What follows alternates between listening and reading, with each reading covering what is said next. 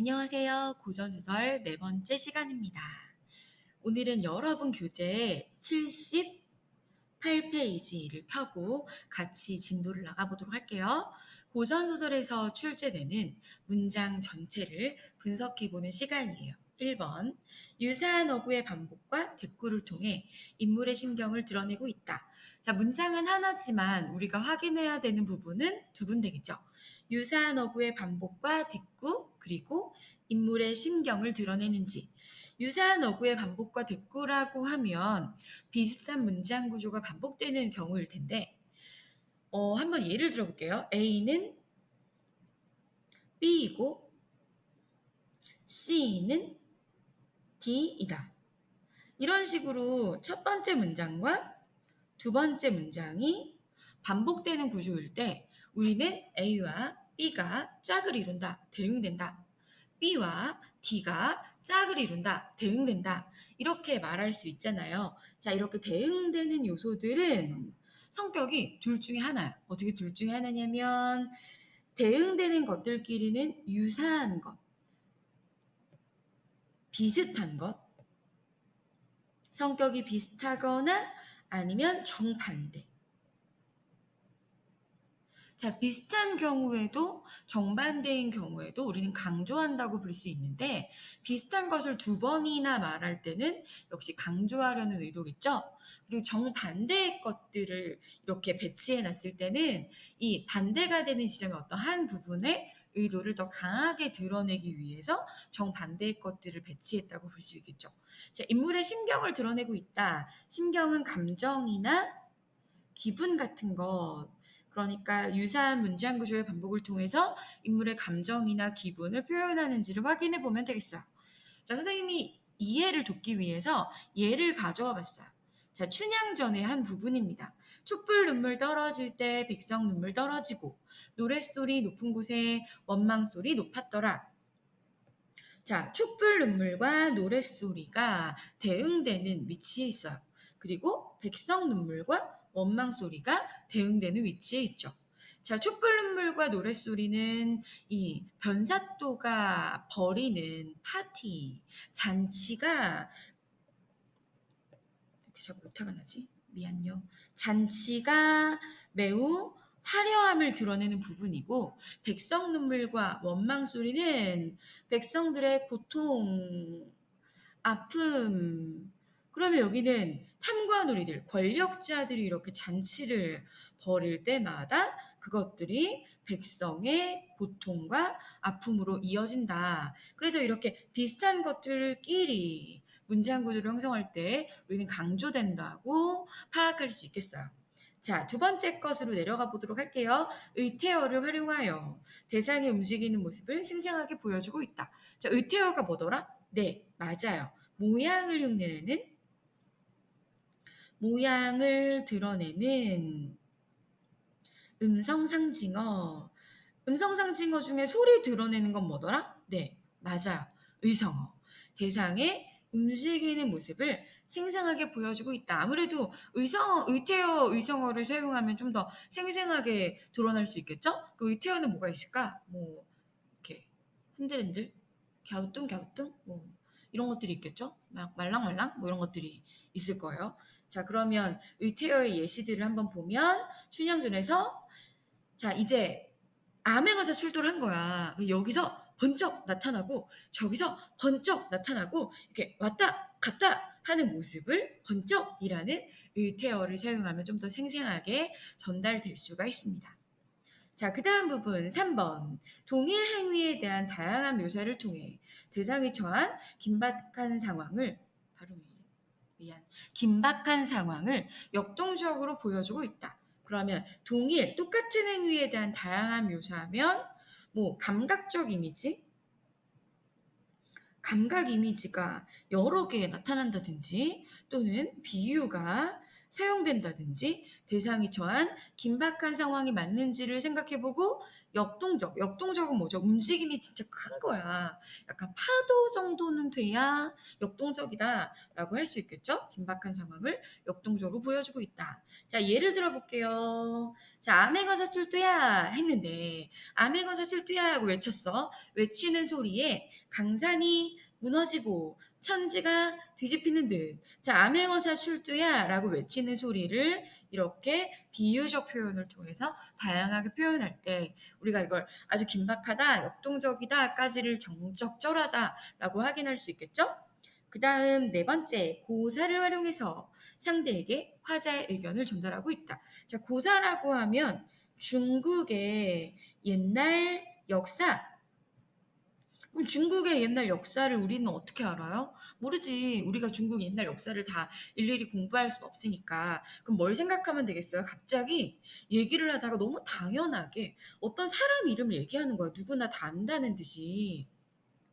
사람 이름 이렇게 딱 얘기할 때, 그럴 때 또는 어떤 사건, 현재 상황과 유사한 사건을 막 얘기하는 거 너무 당연하다는 듯이 그러면 고사가 활용되어 있다. 뭐 예를 들어 진시황이 나타난다든지 아니면 뭐 옛날에 효자였던 누구 막 얘기를 한다든지 이런 식으로 나타나면 고사를 활용했다고 볼 수 있어요. 자, 그리고 예를 들어보면 우리가 41페이지에서 우리 교재 41페이지에서 봤던 원생몽유록의 일부분이에요. 자, 요, 순, 우, 탕, 다 중국 고사에 나오는 임금들의 이름인데 나라를 주고받은 이유로 간교한 꾀로 선양받는 자가 이들을 빙자하고 신하로서 임금을 치는 자가 이들을, 여기서 이들은 누구겠어요? 이들은 당연히 이 네 명의 임금을 말하는 거겠죠. 우리는 이 사람 모르는데 너무 당연하게 막 이 사람 이름 막 얘기하면서 이 사람이 뭐 신하로서 임금을 쳤다 이렇게 얘기하잖아요. 그러면 아 중국 고사가 사용됐구나라고 파악해도 괜찮습니다.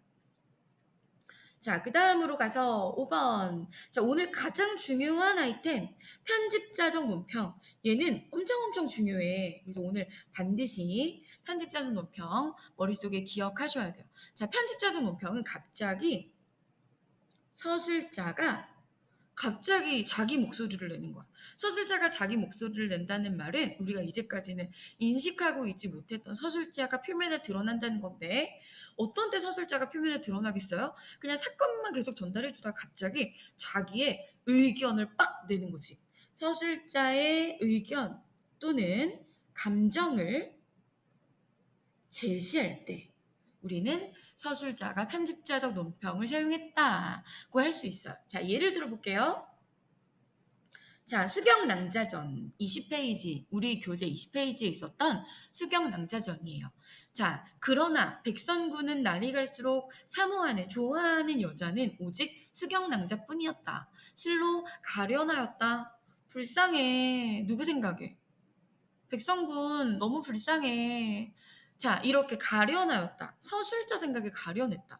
마침내 그것으로 인하여 이 수경낭자를 그리워하는 것으로 인하여 병이 뼛속 깊이까지 들어 백약으로도 고칠 수가 없게 되었으니 그 누가 살려낼 수 있겠는가? 살려낼 사람이 없다. 이건 팩트예요. 내가 이 70억 인구를 지구에 있는 사람 다 만나봤는데 못 고친대. 라고 하는 게 아니라 아마 고칠 수 없을걸, 못 고칠걸 하고 추측하는 거잖아. 그치? 얘는 팩트가 아니라 아마 그럴 것이다. 자, 가련하였다는 서술자의 감정 상태를 드러내는 거고 그 누가 살려낼 수 있겠는가? 추측. 이렇게 서술자의 감정이나 추측이 제시되면 우리는 이를 편집자적 논평 또는 서술자의 개입이라고 할 수 있어요. 자, 그럼 얘는 어떻게 구분하냐면 서술이야. 자, 이렇게 따옴표의 경우에는 안 돼요. 따옴표가 아닌데 서술자가 서술 부분에서 갑자기 서리법으로 얘기하는 거야. 서술 부분에서 서리법이 나오면 거의 100%. 조금 약간 100% 너무 심한가? 99.9999%는 서술 부분에 서리법이 나올 때는 아 편집자적 논평, 서술자의 개입이다 이렇게 알아도 괜찮습니다. 왜냐하면 서리법이라는 것 자체가 어떤 의도를 가지고 있어요? 그렇죠. 자기 감정을 강조하려는 의도로 사용되는 것이기 때문에 서술자가 서리법을 사용했다는 건 자기의 의견이나 감정을 제시한다는 의도로 파악하는 것도 괜찮습니다. 자, 그 다음 페이지 79페이지로 가도록 할게요. 자, A와 B는 모두 정황을 전달해주는 주체에 대한 부정적인 태도, 뭐 이건 긍정일 수도 있고 뭐 부정일 수도 있죠. 정황을 전달해주는 주체는 이제까지의 상황을 전달해주는 주체, 어떤 인물이 이제까지의 일을 하나하나 설명해주는 거. 어떻게 된 거냐면요. 하고 설명해주는 주체에 대한 태도를 파악하는 게 되겠죠. 자, 우리 여러분들이 좀 어려워했던 지문이 있었어요. 뭐였냐면, 자, 얘가 잘 왜 안 움직이지? 당황했어. 잘 안 움직여. 잠깐만요. 네, 해결이 되는 것 같은데. 네, 여러분들이 좀 어려워했던 24페이지의 이대봉전을 같이 좀 읽어보면서 정황을 전달해주는 사람이 어떤 건지에 대해서 한번 파악해 볼게요. 그대 등은 어느 절에 있으며 성명, 이름은 뭐고 무삼지통, 어떤 고통을 품었길래 그다지 슬퍼하느냐. 자, 얘를 풀이해보면 너는 누군데 왜 그렇게 슬퍼하느냐 하고 물어본 거야. 자, 첫 번째 사람이 물어봤어요. 자, 첫 번째 인물 1번이 물어본 거야. 그 노승이, 자, 두 번째 인물은 노승이 눈물을 머금고 합장하여서 대하여서 말하기를 산속에 있는 천한 스님이 누구겠어? 자기겠죠? 자, 이 노승이 산속에 사는 천한 스님이 비통한 일이 있어 슬퍼함이언을 원수는 군대의 대장, 원수가 하문 아랫사람에게 물어보시니 불승송황 이로소이다.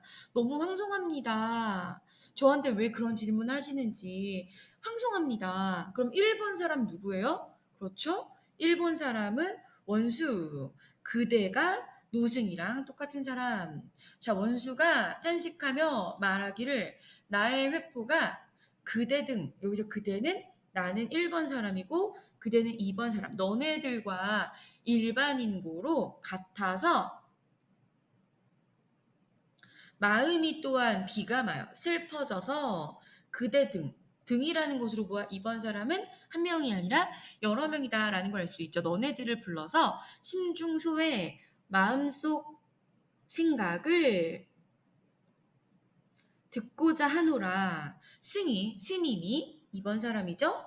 대하여 말하기를 원수는 너는 1번 사람 너는 백만군 중에 원흉상장 엄청 높은 사람이시고 소승 등은 2번 저희는 깊은 산속 깊은 골짜기에 일개 가난한 스님이오니 나는 스님이고 너네는 속세 사람 승속 스님과 속세 사람의 관계가 다를 뿐 아니라 존비 귀천 존귀하신 분과 비천하신 나와 귀하신 분과 천하신 몸이 현수 거리가 있어서 추비한 인생을 무율하사 이렇게 함은 아랫사람에게 질문하옵시니 어찌 진정을 고달치 않으리있고 자 말이 너무 어려운데 물어보시니까 대답을 할게요 라는 뜻이에요. 소승의 본명은 저의 이름은 강제이고 그럼 이름이 강제야. 상좌의 승명은 애원이라 하오며 그럼 얘도 2번 사람 여러 명이니까요. 2번에 이렇게 스님들이 있는 거지. 자, 속인 때, 속세 사람인 때 거주는 기주 땅이 오며 저희 기주에서 살았고 머무는 절은 복명함이라는 그러니까 여기는 현재 살고 있는 곳 옛날에 내가 속세 사람일 때는 기주에 살았고 지금은 복명함이라는 이렇게 절에 산다. 소중의 팔자가 기구하와 불행해서 일찍 남편과 아들을 생리별하였고 그럼 우린 뭘 할 수 있어요? 아, 이 스님들은 여잔가 봐. 여승들이었나 봐.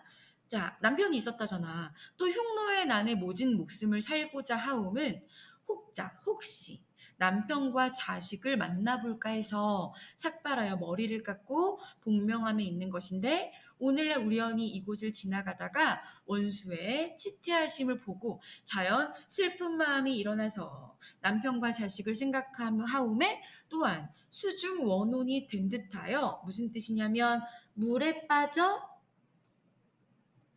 물귀신이 되었을지도 모르겠어서 마음을 진정치 못해서 통곡하여 원수로 하여금 마음을 움직이게 하니 죄사 무석 이로소이다. 죄송해요. 저희 때문에 슬퍼지셨죠? 죄송해요.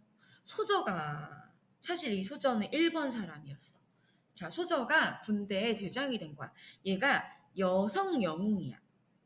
여자가 남장을 하고 사실은 지금 이 군대에 대장이 되어 있는 상황이야. 소저가 청파에 듣기에 정신이 아득하고 슬픔이 간절하여 목이 메어 말씀을 이루지 못하다가 겨우 진정하고 정신을 차리고 다시 물어. 기주에 사셨다 하니 동네 이름 뭐예요?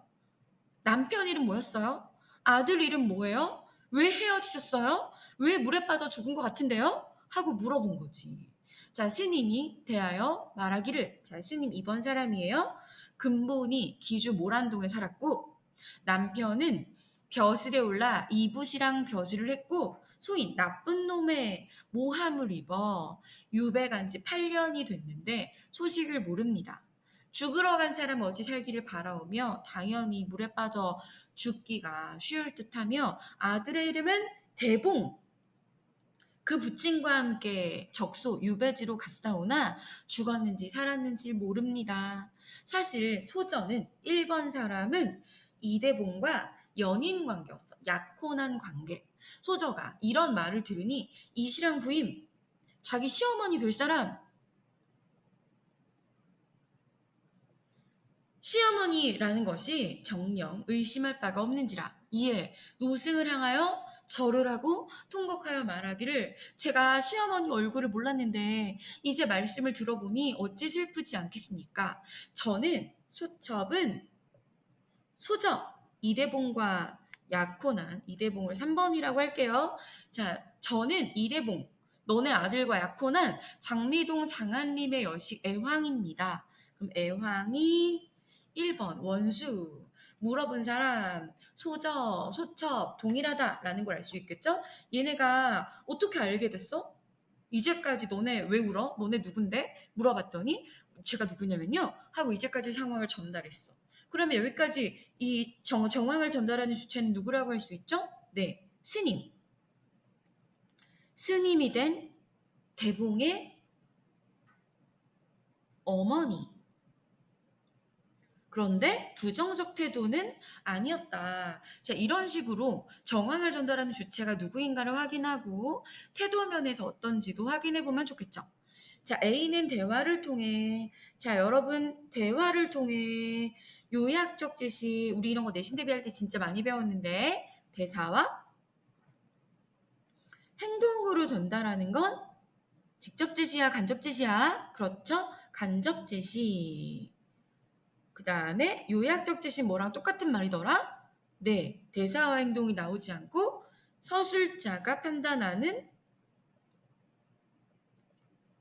직접 제시, 서술자가 판단하는 직접 제시 이런 건 틀리시면 안 됩니다. A는 인물의 외양묘사, 외양묘사 뭐죠? 겉모습을 좀 자세하게 약간 두 줄은 넘어야 돼. B는 과장된 표현, 지나치게 강조하는 과장된 표현을 통해 장면을 극대화하고 있다. 장면을 극대화라는 말은 판소리계 소설에서 종종 많이 나오는데 확장적 문체. 자, 확장적 문체의 예를 들어볼게요. 자, 이렇게 춘향전의 한 부분이에요. 좌수별감 넋을 잃고 지금 무슨 장면이냐면 암행어사 출두야 한 거야. 그랬더니 얘네들이 막 도망가는 장면인 거지. 자, 좌수별감 넋을 잃고 이방오방 혼을 잃고 나졸들이 분부하네. 모든 수령 도망갈 때 행동보소 인규 잃고 강정 과자 들고 도장을 챙겨야 되는데 과자를 들고 병부 이렇게 서류를 챙겨야 되는데 송편 들고 탄건 모자를 이렇게 챙겨야 되는데 용수 이렇게 죄인을 이렇게 다루는 통을 쓰고 갓 잃고 소반 쓰고 칼집 쥐고 오줌 누기 부서지는 것은 검은 고요 깨지는 것은 북과 장구라 막 난리 난 거지. 본관사또가 똥을 싸고 이렇게 쪼그리고 앉아서 멍석구멍 생쥐 눈 뜨듯하고 안으로 들어가서 추워라 문 들어온다 바람 닫아라. 원래 뭐라고 해야 돼? 바람 들어온다 문 닫아라 해야 되는데 바꿨어. 자, 물 마르다 목 들여라. 목 마르다 목 들여라. 우리 왜 그거 내부자들 거기서 막 그런 거 있었잖아. 우리 뭐 몰디브 가서 모히또나 한잔 할까? 이렇게 해야 되는데 바꿔서 막 말하는 거. 그런 것들을 우리가 뭐라고 하더라? 네. 언어 유희가 채용된 부분이야. 자, 선생님이 오늘 여기서 말하고자 하는 건 언어 유희 부분이 아니라 얘네가 도망가는 이 장면들 한번 보세요. 이 장면들은 굳이 이렇게 길게 서술할 필요가 없고 내용적으로도 딱히 이 부분이 빠진다고 해서 의미가 달라지거나 하지 않아.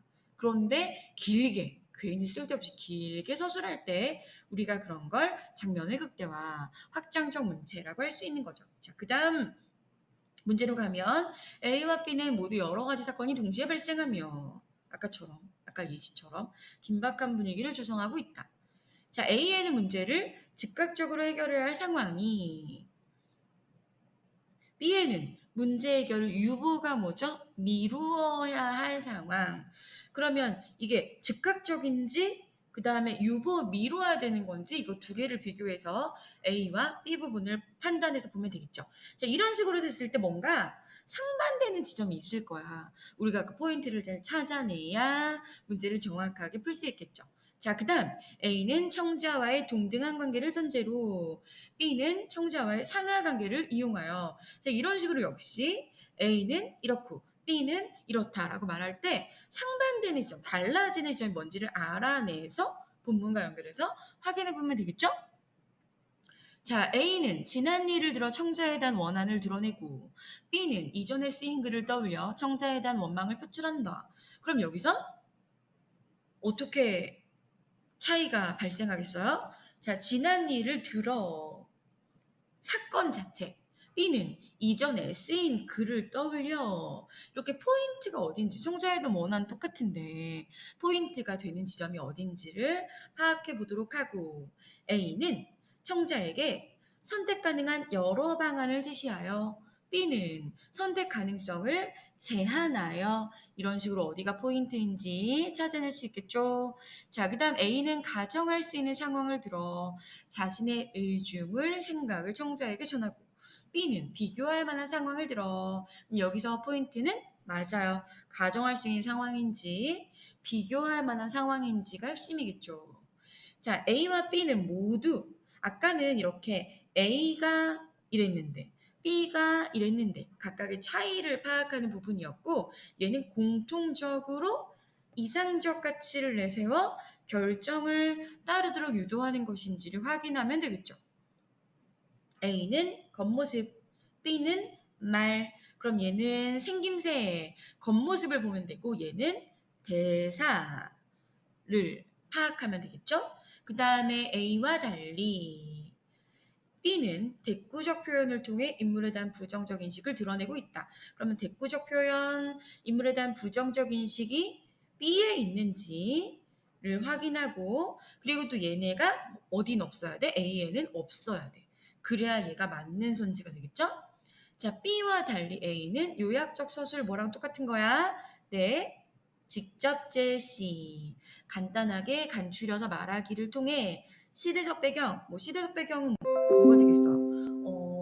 뭐 일제강점기라든지 뭐 아니면 6.25 전쟁이라든지 그런 것들을 의미하겠죠? 그 다음에 A와 B는 모두 인물 간의 대화를 통해 인물 사이의 갈등을 제시하고 있다. 여기서 이렇게 B와 달리 A는 얘가 A에는 해당되고 B에는 해당되지 않고 자 이런지도 확인해 봐야 되고 A와 B는 모두 자 얘는 여기도 해당되고 여기도 해당되고 이런 식으로 서술지? 아니 선지 자체의 구조를 이렇게 익숙하게 파악하는 걸 우리가 많이 해보셔야 돼요. 자 과제는 4차까지 끝인데 여러분 개인 교재 비문학 지문 일주일에 6개 문학 지문도 6개 해서 검사를 맡도록 합시다. 여러분 안녕. 고생 많이 하셨어요.